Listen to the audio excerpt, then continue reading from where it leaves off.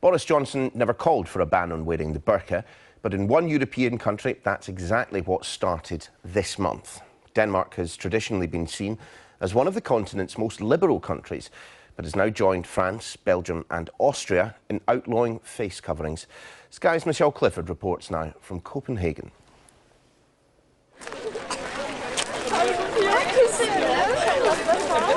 They seem unlikely lawbreakers, but stepping out in these clothes in Denmark now comes with the threat of being stopped by the police.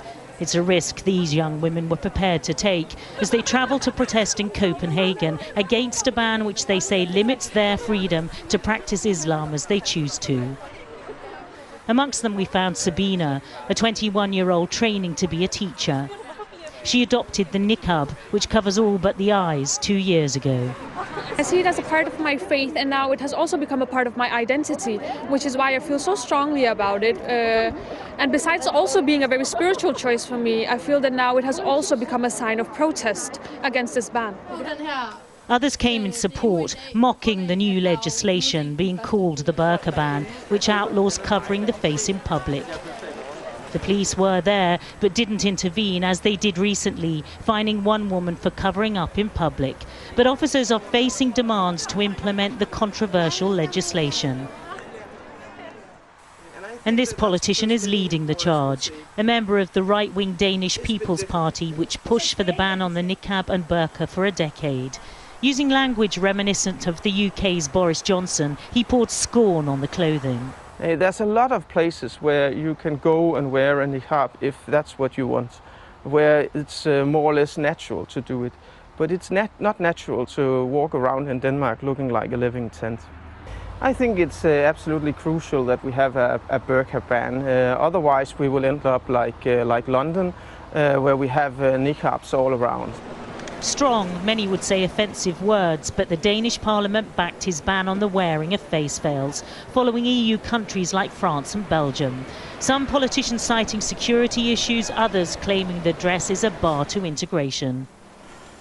Even in the ethnically mixed Narrabro area of the capital, where many Muslims live, we struggle to find anyone who favoured the niqab or burqa.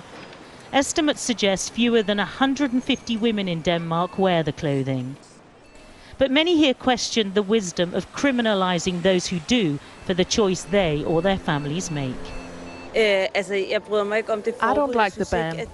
I don't think it corresponds with Danish values. Here you have the right to dress as you like and to say what you want. I can see all the problems when it comes to covering your face like that, but I don't think it's necessary to make a law. I think it's stupid. I don't get it. For me, I think you need to decide for yourself what you want to wear.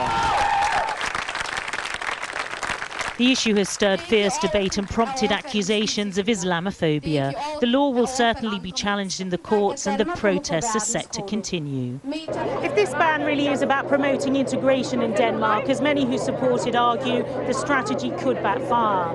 There are fears that some women who cover up could isolate themselves for fear of being stopped by the police.